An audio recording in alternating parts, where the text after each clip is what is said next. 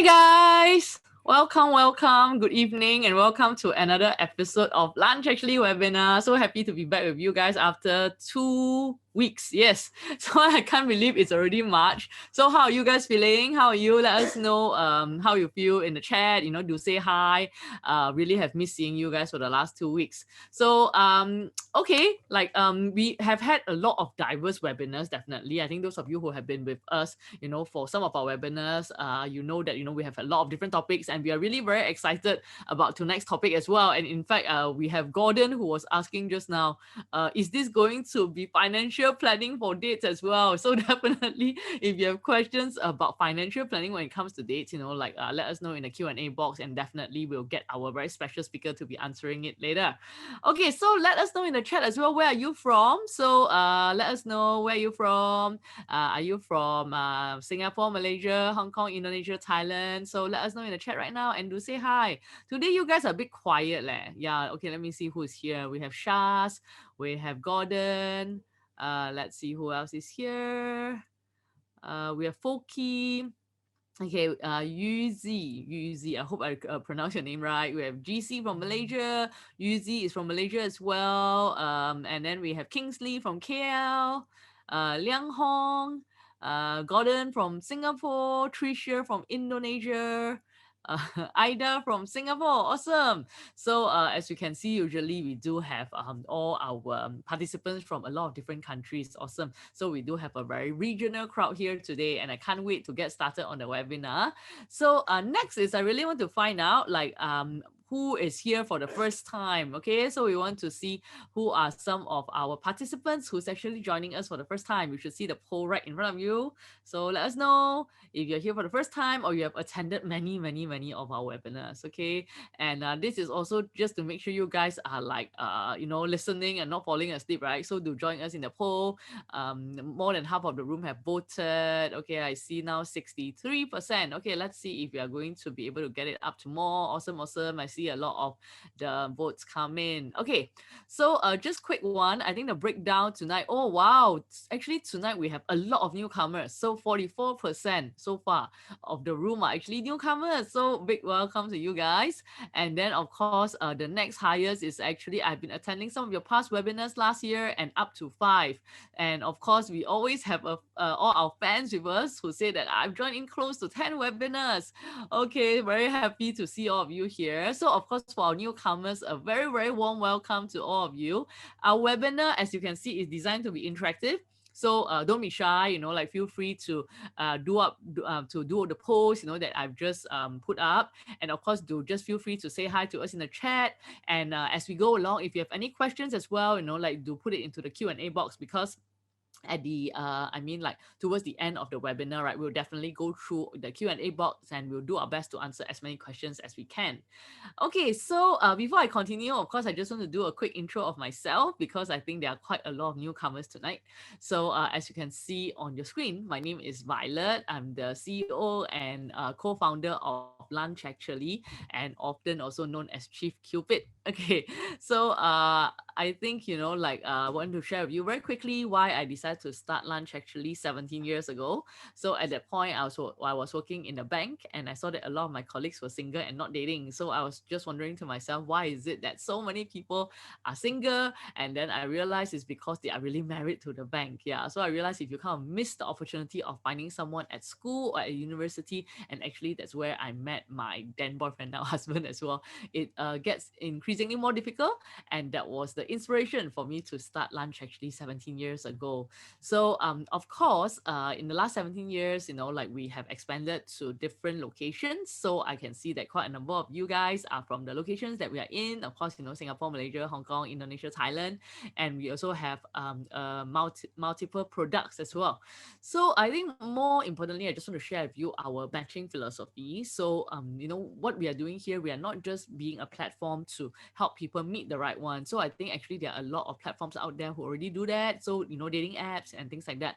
But I think more importantly for us, we feel that finding the right one is not just about meeting the right one, but it's also about being the right one and choosing the right one as well. So we feel that it's really like a three parts sort of thing happening here. And I think that it's also the reason why we have been so passionate about running our webinars.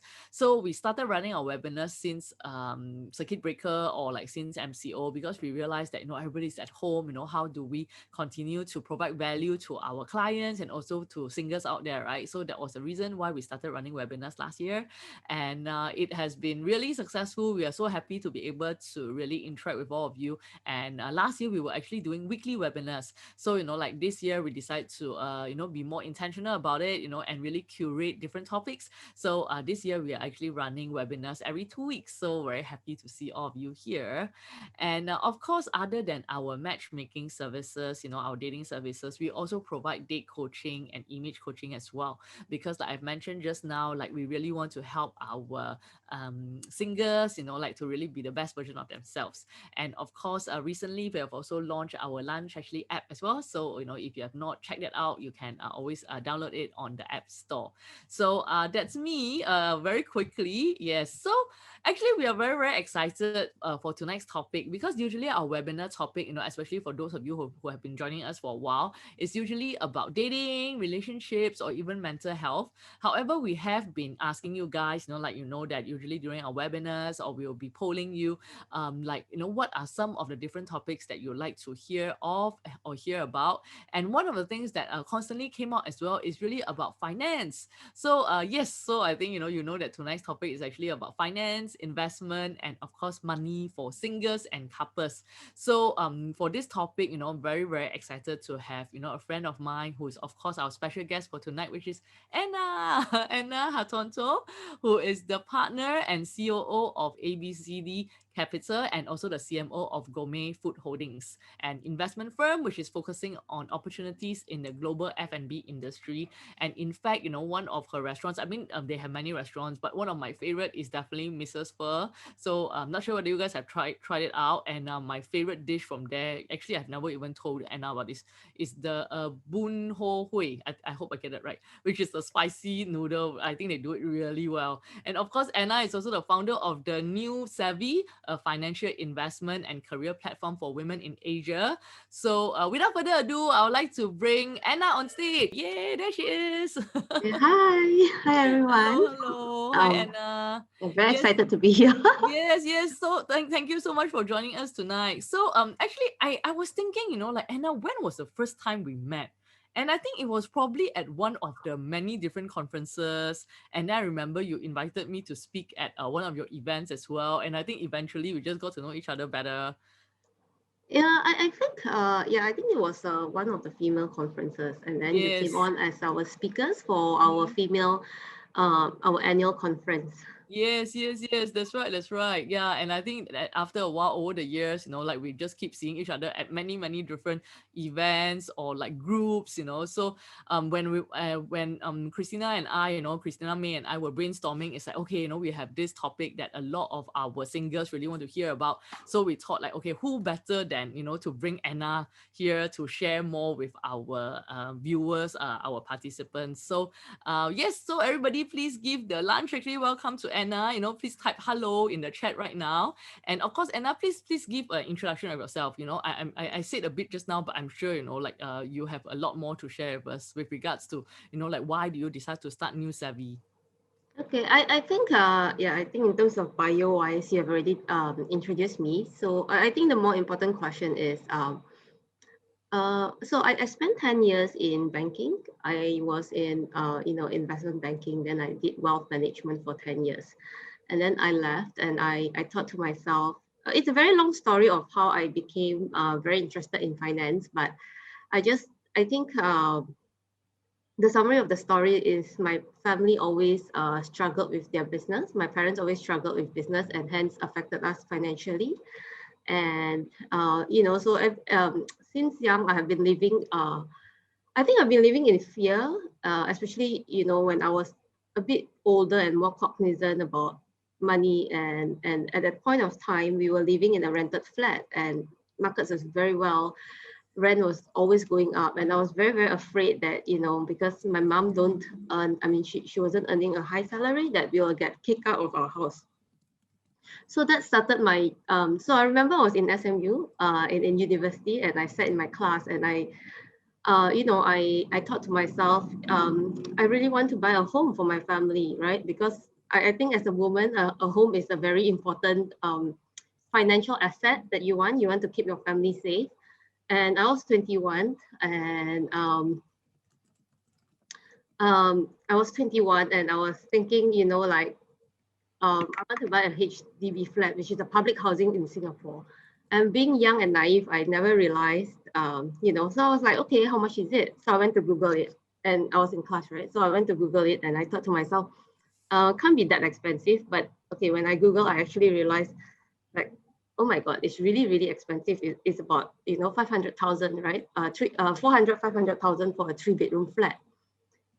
So I asked myself, I was really shocked, and I asked myself, how can I, an ordinary girl, girl with no talent, how can I afford $500,000 to buy this? And somehow I don't know why I was crazy enough, and I guess when you're young, you don't know any better. I said I want to buy a property before I'm 30 for my family.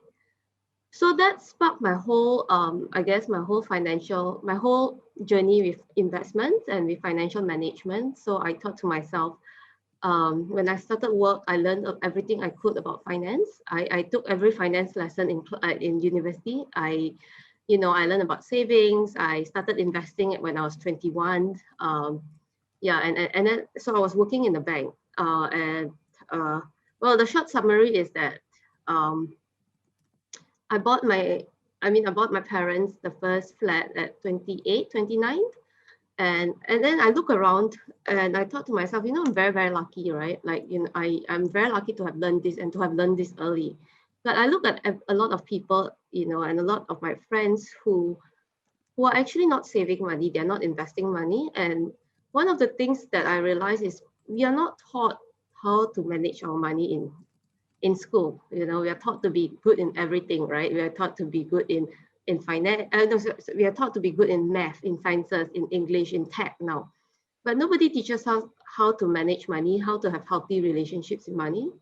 I know a lot of friends who have credit card debt, even though they are working in good jobs. So that was the thought that actually started the New Savvy. I wanted to start financial education for children because I think money habits should start young. Any good habits should start young. But I thought, because I don't have an educator's background, and my business partner left me at the last minute, so I thought, what is the most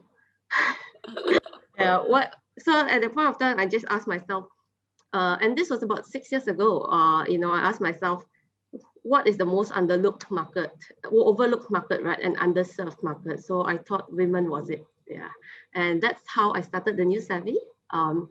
So what we wanted to do was to actually demystify financial concepts to make it bite-sized and engaging, and it's something that you can read while you're waiting for the bus or on the commute home. Is because I think finance is a very complex topic. It's very boring and very dry, except for me. But for most people, after a hard day of work, right, you won't go home and think, I want to learn about bonds. I want to learn about structured products. Most of us just want to watch Netflix and chill. Yeah. So I wanted to make finance a bit more fun and relatable. That's why I started. Yeah. I hope this. That's amazing. Thanks, Anna, for that introduction. And I think it's definitely very inspiring, and I'm sure a lot of people like want to hear more about that. And so I think maybe before like you share more like knowledge or strategies with us, maybe we just have a quick show of hands in the room, right? Because we also want to know maybe what is their investing background. So we are going to just launch a poll right now to find out more from our participants in the room. So have you started investing? Yes. So let us know in the poll right now, and I think that will also give Anna a good idea of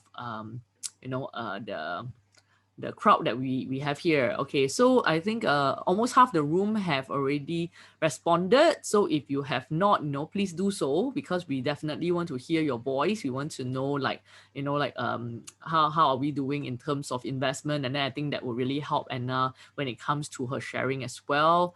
Okay, so 63%. Come on, guys. Share. There's only 4 options. Not difficult for you to choose. There's no trick question here.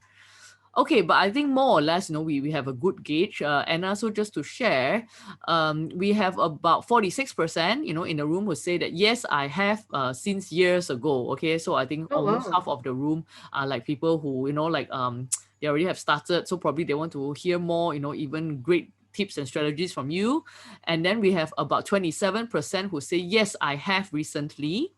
Ah, Yes, and then another 26%, who say not yet, I wanted to, but I didn't know where to start. Yeah, so that's about a quarter of the room. And we have 1%, very small, who say no, and I'm not planning to, but we are happy to at least have you in the room for you to find out more. So maybe at the end of tonight's webinar, you'll be like, yes, I want to invest too. Okay, so thanks guys for taking part in the poll. Okay, I think that's great.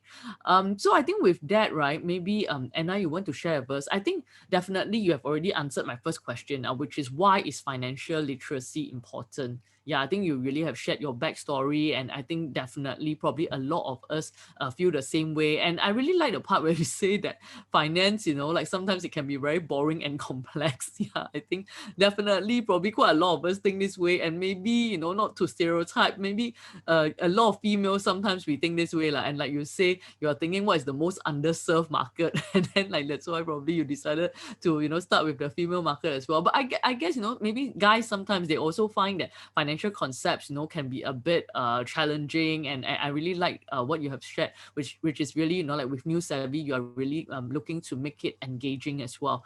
So I think my question to ask, right, is probably maybe asking for like the quarter of the room who say that no, they have not started investing yet. So do you think it's too late if we are only learning about it now? So maybe some of us in the room might be, already in our early 30s or mid 30s, and like they might feel a bit intimidated because they might feel that, oh, like Anna already said she started investing when she's 21, and maybe now I'm already like, I don't know, like 31 or 32, and I still have no clue what I'm doing. So, what would you say to maybe, that 25% of the room who might be having some of these thoughts? no, I think there is no time that is too late. I mean, you can always start. I think the question is, what do you start first, right? But if you take a step back, I think, we did a study before. The New Savvy did a study on financial awareness for women. And the results are were very interesting. And there's a lot of reasons. There are a few reasons why people don't take the first steps, right? So some of the reasons will be like, some people say that they have they lack disposable income. They don't have any disposable income. Some said that they have no time on financial planning. Or I think a very large proportion also mentioned that they don't understand financial jargons, so they cannot understand financial products, and hence they don't know what their options are. And I think a part of people feel like investing is gambling, especially like with the whole GameStop Reddit, Wall Street Reddit. So people think that investing is gambling. But I think for women specifically, I mean, I don't know how many percent of the room is female. A lot of women, I think we grew up with the idea that, especially if you're Asian, and I don't want to stereotype, right? I mean, a lot of that, I don't want to do the gender stereotype, but a lot of us grew up thinking, or being made to think that the man will take care of the finances, or a lot of our role models, for example, our dads are the one that manages the money or the investments. And that same with science, right? A lot of us were taught that we are not as good, that math and science are a man's field. So I think that's one of the reasons that I think women are also afraid, because if you grow up thinking that this is something that I'm not naturally good at, I grow a phobia of it. Yeah. But I think sorry. So to answer your question, I don't think there's no time is a late time, right? In fact, I think the good thing is that you should always start early, because starting early, it gives you a longer investing time, and you can actually compound your interest or your earnings. Yeah. So just to add on, I think if you want to start and you don't know where to, there are a few aspects to financial planning, but the most important thing, I think as always, you need to always know your objectives. Let's say today you start, what are your financial goals, right? I think for most people, some of us don't even know like what we want. You know, we always, I mean, most people will say, look, when I invest, I want to make to make money, right? I want to make more money. But the thing is, you also need to decide, like, what do you want to make the money for? When do you want to use it? You know, most of us have career goals. Like, we know whether we want to be promoted or whether you want to achieve certain milestones in life. And, you know, for somebody like, for your audience, for example, you know, they know that they want to find a partner, right? But I think a lot of times we don't focus on what we want financially and what we want to achieve. Yeah, I think definitely I think those are great points, and I agree with you that when you were saying that, you know, a lot of women grew up, you know, thinking, or at least made to think, that men will look after the finances. When you say that, I'm like, wow, okay, I totally resonate with that. So I think, you know, like when you are describing all of that, you know, I'm just like, wow, you know, like, I think Anna is talking about me. So I think it is really true, and I think that's also the reason sometimes why we hesitate, or we just feel that, okay, no, should I do it? Can I do it? And things like that. So I think those are definitely some great tips that you have given us, and give us something to think about as well. And like you say, you know, like, even though, of course, you know, if we are 31, it would have been good we have started when we were 21, but it's still better we start at 31 rather than wait until we are 41, right? So for those of the 25% of the room out there who say that, okay, I think I want to do it, but I'm not sure how to, so you are definitely at the right place, because, you know, like tonight, you know, Anna will be sharing more strategies with us.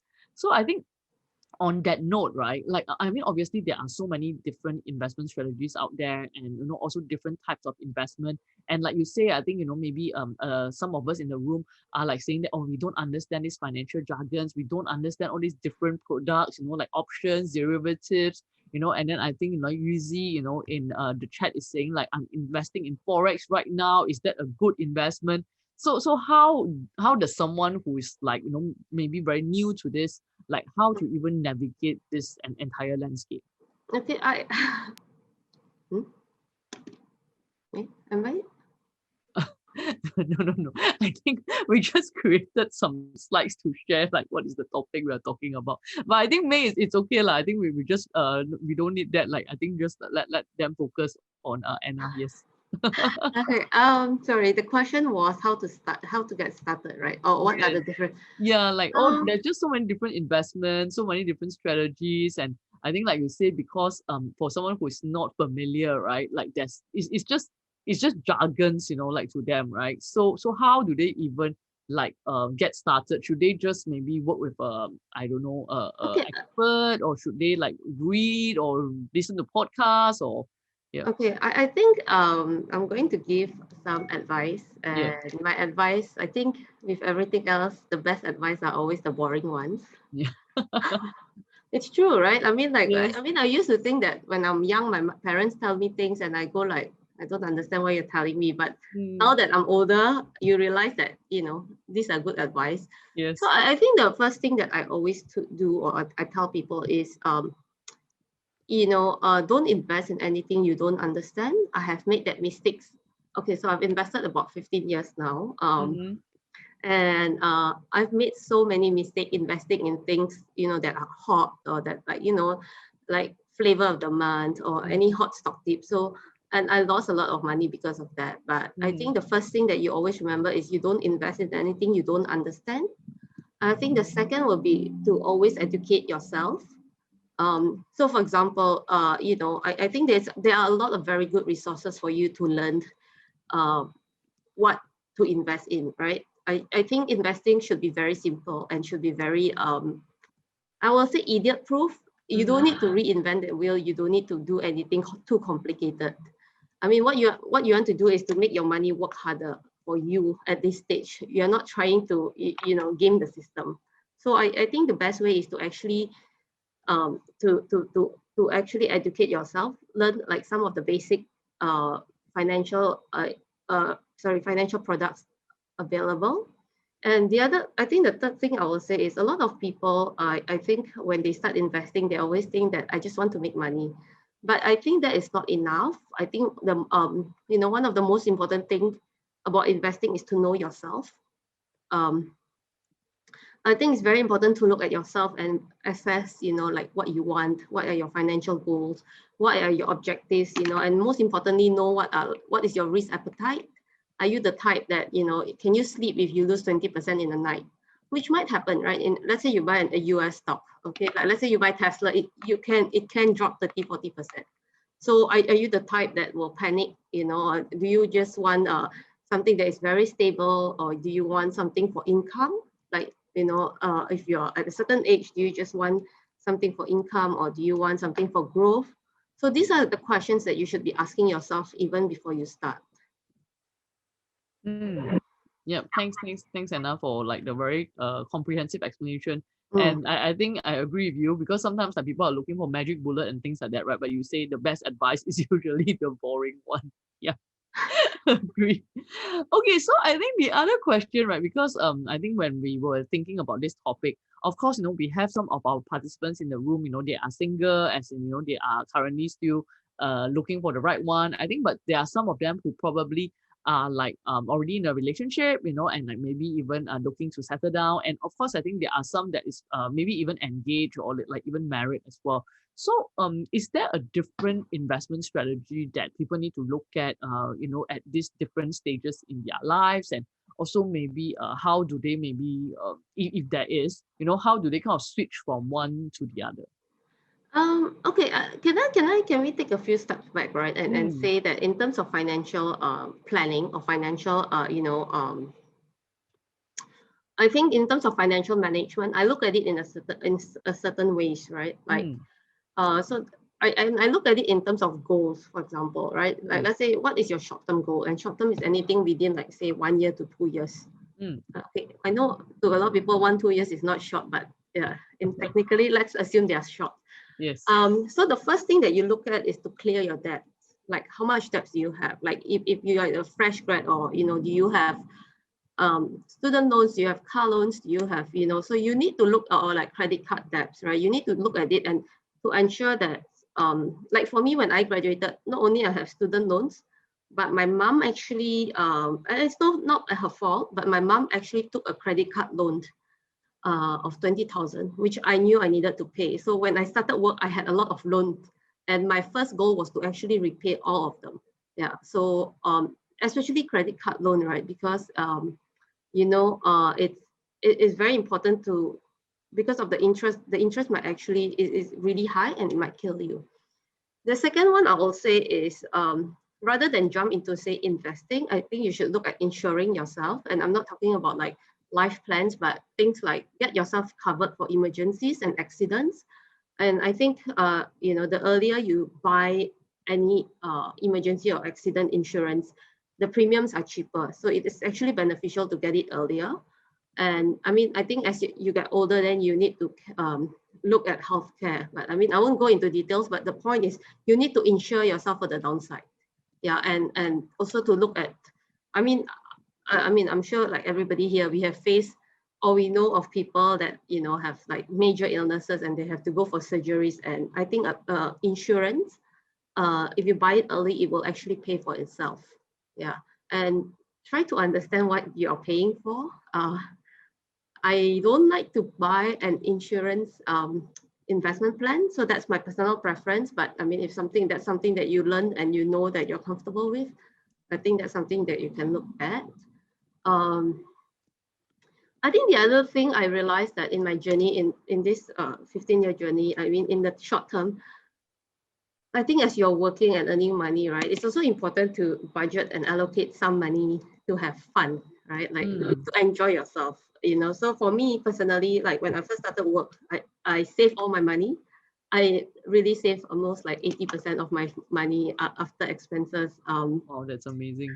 Yeah, but I always save a certain portion. And for me, my indulgence is, and you know me, right? Like I'm not very fashionable. I don't buy, So my only indulgence is travel. So every year I save a certain sum of money and to travel to Europe with my friends or with my family. Yeah. So that is my indulgence. Everybody has different, things that they care about.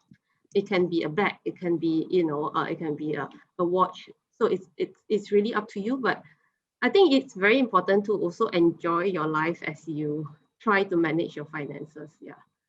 So that's for me is the short term one. I think in that some of the longer term, and I mean, I don't want to like keep talking, but like some of the longer term that you can think about is actually having, say, an emergency fund. I mean, especially at this type of timing during COVID, during any crisis, right? You really don't know. I think, so I grew up, I mean, sorry, I didn't grow up. I grew up in a few crises. I have seen my parents lost their business. I graduated right in 2008, which is great financial crisis. So I don't know how many people are around my age, but right there, right? And I've seen like a lot of people lost my job. So even as I start work, I think the fear of losing my job is always there. I always grew up with the thought that if I lose my job today, I have to support my parents and I cannot lose my job. So having an emergency fund, I know it sounds very, again, boring and very, very cliche, but it's actually very important. And I really suggest that everybody has about 3 to 6 months, because if you lose your job now and to find a new job is really not easy. Yeah, and I guess you don't really want to settle into, into a job that you don't like, because you're going to spend 80-90% of your time there. Yeah, thanks, Anna. I was going to ask that question about, how big the emergency fund needs to be, and you already answered that. So that's awesome. Okay, so I think before we open up for Q&A, right? My last question for you is, I mean, of course, I think now everybody is like excited, like even the 25% who has been thinking about it, and I think finally they're like, okay, I've gotten some great advice from Anna tonight, and I think I want to get started. So I think maybe the question I have for you is like, what are some of the most common mistakes that people make when they start investing?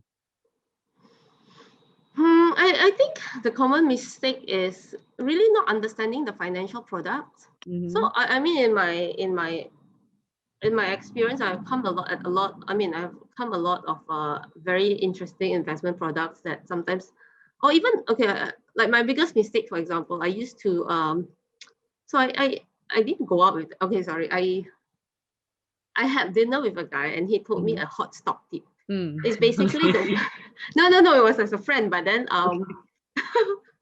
yeah, but he told me this, the manufacturer of iPhone, the glass film. Yes. And he says that, they're going to get awarded the contract, and, you should buy the stock because they're going to announce the contract, and the stock will go up, right? Yes. And a broker told him. Yes. So without checking the company, I actually just bought the shares. Yes. And well, and then when the stock went down, I bought some more. And I think I bought in 3 times. And the summary of it is the company went bankrupt because they didn't win the contract. Yeah, so I lost all my money there. So no. I think not understanding it is important. I mean, so things like even art, or like, art investing, or there's a lot of different ways of investments. And from now, if I don't understand, I just don't look at it. Yeah, because I just don't have the knowledge. Yeah. Makes sense. And I think probably a lot of people would have made that mistake because obviously it's like it's so good, right? Like you say, a hot tip. Yeah. Okay, so I think we do have some questions for you. And of course, those of you who have been listening in, and then you have some question, do put it in the Q&A box, or you can put it in the chat box as well. Okay, so I think there's some question about age, but I think Anna, you already have age as in the best age to start investing. So I think we already have addressed that. It's never too late. Of course, like you say, the earlier the better, but it's better you start now than like waiting another 10 years, right? Okay, so another question here is there are so many investing platforms now, but how do we identify which platform is safe? What are your thoughts on that? Investing platforms as in as in brokerage, or as in robo-advisor? I think the person who asked this question is Shaz. Shaz, so maybe you want to clarify in the chat, when you talk about investing platforms, like what do you mean? Like I think. Okay, but anyway, I can answer the question on both. Okay. So I think if you're asking about, say, brokerages, I mean, to me, I don't personally think about fees anymore, because to me, I don't want to think about a $5 difference. I want to think about making money for the long term. So I don't really worry that much about fees. And honestly, it's not like my sum is so much that that few percentage matters, but that's for me. Like, I don't want to think of small problems. That's personally for me lah. Yeah. If you talk about wealth management platform, I personally use EndowUs. That's my personal preference. I mean, there are quite a lot there. There is like StashAway, there is, Money Owl for Singapore. And I guess, I think everybody is trying to do the right thing, that, they want to do, what they want to do is to make democratizing finance and investing so that you can invest. But I think the more important thing is you should know, you should see which platform you're in, you trust one and that you're comfortable with, but also I think the type of investment matters more than the platform. So for example, like, I think before you start out with any investment platforms or any, products, I always ask people to ask themselves like a few questions, right? Like, what is the worst case scenario? Because people always think like I'm going to make money, but they don't think what is the worst, right? And if let's say I lose 20% and, am I going to cut losses? How much am I willing to lose, and what is like my risk tolerance? What is the end goals? Yeah, I think these are more important questions, because to be honest, I think a lot of investment products and platforms are the same. Yeah. Makes sense. And I'm just thinking, maybe the UI UX as well, like maybe which one you feel comfortable with using, or more comfortable, or Yeah. generally they all look the same. Well, I personally prefer EndowUs because I think, they say that they have the lowest fees, but like I said, I don't really, like the fees really don't really matter to me. Yes, I think I like the team. Personally, I think the team really have a heart to serve people. Yep. And, I've spoken to the team and I really think they are trying to do the right thing, which I think to me is more important than just just randomly choosing products. But after saying that, I also have to give another thought to it. I think time in the market is more, the time you're invested is more important than seriously the fees or the platform. Because I think time actually reduces your volatility and your risk, your volatility and the amount of returns that you can make. Yeah, awesome. So Shaz, I hope that answer your question. Okay, so we have another question here from anonymous attendee who say, can Anna summarize it briefly on why she doesn't like the insurance investment saving? I just think that, how should I say it? I just feel that it's called investment linked plan. So I just feel that it should be either or. If you want to invest your money, it should be fully invested. If you want to cover yourself, it should be fully coverage. Yeah, but I just don't like, and I think historically it hasn't done very well for me. Yeah, I know people who make money off it, but I mean, if you're going to invest into a ILP, then there are a lot of, and it's to make money, there are a lot of other better products. Okay, thanks Anna for that. And then we have another question. So I think the people here, they also, like look into a lot of different things, right? So I think this is one thing they ask. How about investment in derivatives? I don't do it. I used to do it in the bank. It's very complicated. Do you understand how it works? I mean, a lot of options have very asymmetrical returns. It's your gains are capped, but your losses are unlimited. Yeah, but that's personally for me. I don't understand. Again, I know people who trade options and trade derivatives, and they make a lot of money. I don't. Yeah. Okay, so I think maybe one that is a bit more related to dating, but still related to finance. So this question from another anonymous attendee is, what are your thoughts on couples having a joint account when it comes to finances? Okay, so this is a very interesting question. And so as you know, Violet, I'm single, and I've been asking a lot of my friends who are married or like, who just got like engaged. So I always ask them like, hey, how do you manage your money? I'm very capable. I'm that capable friends. Like that inquisitive friends who like, and it's very interesting. In fact, I think last Saturday, I think six of my friends actually had this huge debate about it. I think in terms of a couple, I guess personally, I don't think there's a right or wrong answer. It really depends on the couple. So some couples share everything, like really 100%, just everything is on joint account. I know some couples who, like they just pay and then they just, it doesn't matter who pay more, but they take turns. I also know couples who I think is a model that maybe, I mean, this is recorded, right? In case. But I think that like a more interesting model would be that you have a joint account and both of you contribute a certain sum, a predetermined sum, and you use it to pay, joint expenses. So, for example, like your mortgage, your baby stuff, yeah, and all these items, your toiletries, groceries, yeah. So I think that's quite a fair model, I will say. Yeah, but I really think it depends on the couple, right? I mean, and circumstances might change. Maybe if you have 2, 3 kids, I know a lot of my friends who are female friends who are very, hardworking. They have great careers who give up to be a stay-at-home mom. So it really depends on, I think, both couples. The more important thing is if you meet a partner, it's very important to have this chat earlier to see the expectations, because I think finances is one of the top, if not the top, cause for divorces, right? I think yeah. Yep. So definitely, Anna, I think you got that right, and I agree with you. I think this is definitely something that there's no one right answer, and it really depends on the couple. And I am not sure whether I shared this with you previously. I think probably we have on one of the different partners that either we were on together, or like you were the moderator.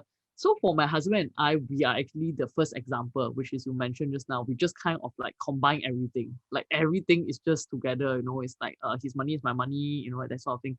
But I think again it's because we started at the same time, and then we just kind of like we started the business together at the same time. So in a way, there's really not much to so-called I don't know, but I think if like let's say I've worked for 10 years and then he has worked for 10 years and then only we met, I think that might be a different story, and we might manage our money differently if that was the case. So I totally get what you mean, in the sense of like maybe also our upbringing, or like how our family manage money, and also like where we are when we started dating. Yeah, I think every circumstances is different, right? Like I know that I mean I do know couples who like even as they start together. I mean, like starting together, normally if you get married younger, then it's easier because like you say, you don't have as much assets, or the differences may not be.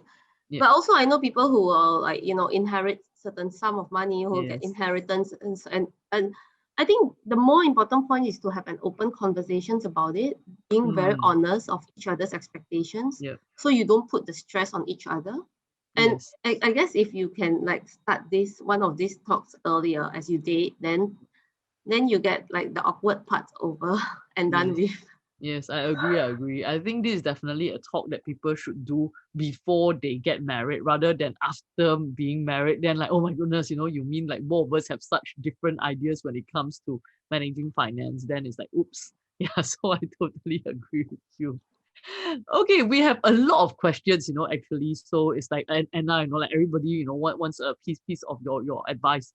So I think one of the questions here is like, in one's life, which insurance or investment is most important for a person? What is the first priority that you should consider? So I think Anna, you kind of answered that just now. Like, you maybe just want to do a quick recap on it.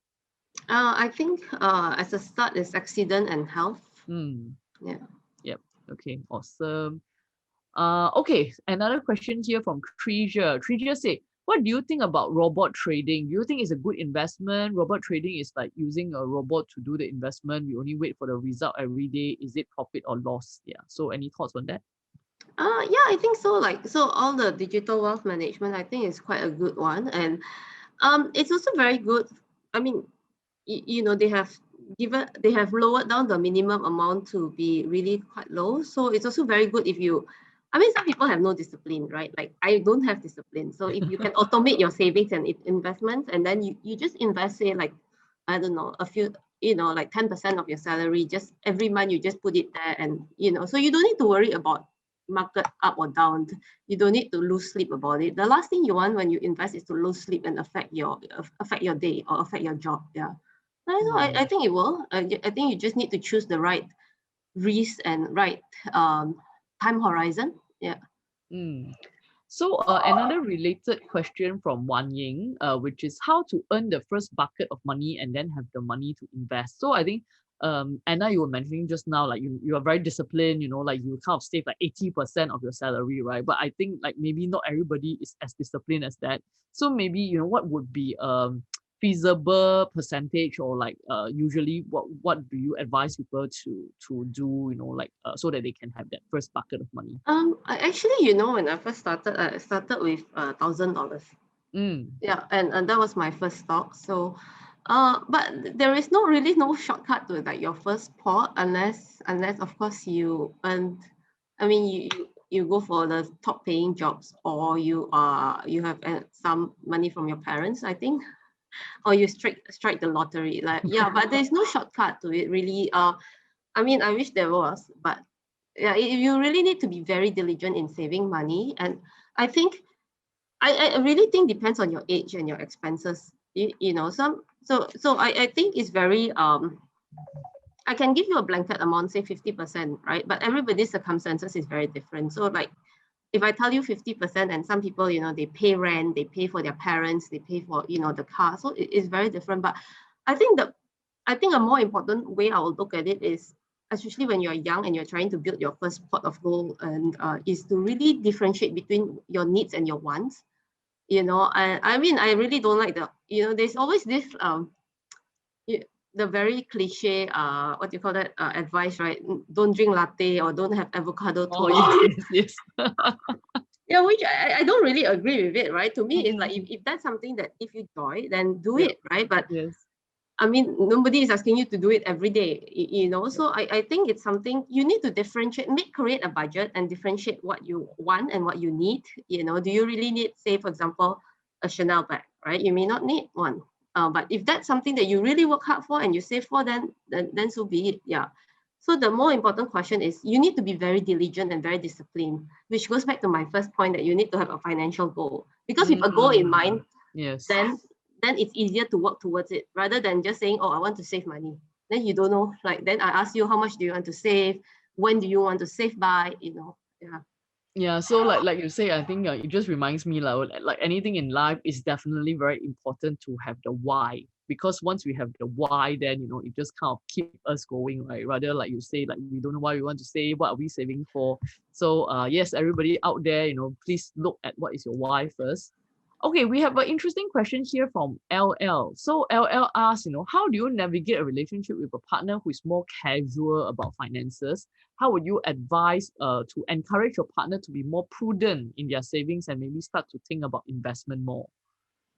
I think I will always be open to the person. I think I always see it as I always like to have open dialogue and conversation about it, right? And understand where they're coming from, and what they're coming from. And the other thing is, if this is a couple, I mean, so the thing is this, right? If this is somebody that you're serious with, so if let's say I'm serious and my partner is very casual about money, then I will force him to like sit down and be serious about it, because clearly you want to build a future together. But I also want to understand what is their attitude towards money. Because honestly, I mean, if you date and your attitude is very different, it's just with everything else, right? It may not work. Yep. And you don't want to be stuck in something. You don't want to have stuck in something that just doesn't gel. Yeah. But the other thing is also, maybe the person doesn't realize it. Actually, a lot of people don't realize that they're, that they're casual with money. Yeah. Yep, yeah, I agree with you. And I think that's also something that we look at. I think when we are matching our clients, like values is something that we talk about a lot. And I agree with you. I mean, if like two people really the financial values are like so drastically different, then it definitely would be something that might be a red flag. And I think a follow-up question from what we have just talked about, right, which is this question from Nicholas. So Nicholas say, is it good for a couple to share their investment strategy or just to have the freedom to have their own? I think it's good to share. I mean, I will love, if I have a partner, I will love for him to share and I will love for me to share. Mm-hmm. But it may be different, right? Like, okay, research have shown consistently, right, that like women and men invest and look at money very differently. Okay? Yes, So that's yeah, interesting. Tell us yeah. more. So men, and I think it's again, it may be a gender stereotype, but every stereotype happens, is there for a reason. So Mm. if I ask the men in this room, right, like if they invest their money, okay, how much do you want to make in 2021? Most of them will say 15 to 20%. Mm. If I ask the ladies, okay, like how much do you want to make? Why do you want to invest your money? And they Mm. will say, I want to take care of my family. I want to save for my kids. Okay, but people here are not married, right? But I want to take care for my parents, I want to save for my future. So first, the way you look at money is already very different. And the behavior towards money is also very different, right? Like a lot of men, they start investing since young because a lot of men actually share and talk about this. Whereas a lot of women, even though women are earning more and saving more, they don't invest as much. But however, when you invest, a lot of men, I'm sorry to say this is research, not me. A lot of men tend to suffer from overconfidence and they usually trade the market in and out. So historically, it has been shown that women are actually better investors because women just leave the money there and they don't trade in and out. They are actually long-term investors. Yeah. So that can be something that people have different ways. It's like dating, right? Some people like to date 20 girls. Remember our clubhouse chat? Yes. And some people like me have only one, can only date singularly. Yeah. So I love that. Okay, another interesting question here, which is should your wife or your partner know how much you earn? Should you disclose your assets and trust fund aside from monthly payroll? So I think this is a really interesting question because I mean again for me a different story lah, right? Because we started a business together and obviously we know how much each other earn. Recently I have this conversation with a couple of girlfriends and it is very interesting. I was quite surprised when I learned that my one of my girlfriends, like her husband has no idea how much she earns, but I somehow she knows how much he earns lah. So anyway, I just want to have your thought on this. um I think this is the same as all the earlier question. It goes down to your value and comfort level. Yes. But for me personally, if I'm dating anyone and it's serious, I mean, okay, keyword is serious, right? Like if this is a guy that I'm considering for marriage, I personally would want to know, and I personally will disclose honestly, because you're going to build a life together. You want to, but I'm very traditional, and I'm very, very traditional. I'm very, very conservative. So to me, I think it's something that I will want radical honesty from both parties. Yeah, but I can't say that, this must be the only way. I do know, like you say, I do know couples who don't tell each other. Yeah. Yeah. I think probably both of us are quite similar in that sense. Yeah. So I was quite shocked. I was like, oh wow, okay. I mean they have been married as long as my husband and I have been. Like it was just quite surprising to me, but because I didn't realize that at all. Okay, another question here. How much of your investment should be kept liquid? Like How as much there what? Sorry? how much your investment should be kept liquid, as there might be potentially high expenditure, for example, housing or wedding in the future. Yeah, again, I think this goes back to the point, like when you're investing, right? You need to consider, as for liquidity, you need to consider what you want to, what you're investing for. I always put them into different buckets. So I have buckets of money that I say I want to use in 1 year. And then I mean, if it's something that is within 6 months, I almost leave it in cash. And then I have investments where I will tell myself, you know what, I'm going to wait for 10 years and I'm not going to look at it. Yeah. And just, so one of the things that I used to do that I did was, so I used to work in the bank and, I mean, I bought some, like, I guess, material stuff. And then Mm-hmm. after I left, then I really regretted. I mean, and I think I wrote this before in my Instagram, right? Like I really regretted buying all this, I guess, material stuff. And Mm-hmm. so what I did is I actually sold them, and all of them, and just decided to use this as a long-term investment long-term investment fund. Yeah, so this fund, I consider it like a for 20-year period. Yeah, at least 20 years, 10 to 20 years. If they make me money, good. If not, then yeah. But I think you really need to know what you want to invest. So let's say if let's say you want a BTO, you meet somebody today from lunch actually, and you want to do a BTO, it's about 3 to 5 years, right? So you need to buy something that is almost 3 to 5 years. Yeah, got it. Okay, so I think last question for Anna. We actually have a lot more, but in view of time, so I think this is probably a good question and probably also give a good insight and good sharing for everybody in this room as well. So the question is, so what does your which is Anna, your portfolio, your investment portfolio actually consist of? Um, I'm a very bad person to ask because I am. If you know me, I'm very hesitant to always to share this because not because I'm very open if you want me to be, but I think I'm a bit hesitant because everybody is in a different stage of life. Yeah. I'm 37. Am I 37? Oh yeah, around that. But the point is like it's very different from somebody who's like say 24 or 28, right? Yep. Almost 10 years older. Yep. I have invested for almost 15, 16 years. And also my risk tolerance is very high. I can lose 20% today and I won't flinch, right? And most people can't, so but I will say that most of since I am not married and I'm single, and I set up my property. Most of my portfolio are in very aggressive stocks, like growth stocks. Again, I invest a lot in so I put some money in Endow-us and in digital wealth management platform. I buy a lot of tech stocks. Yeah, but that's personally because I understand those tech stocks. I'm in the tech industry.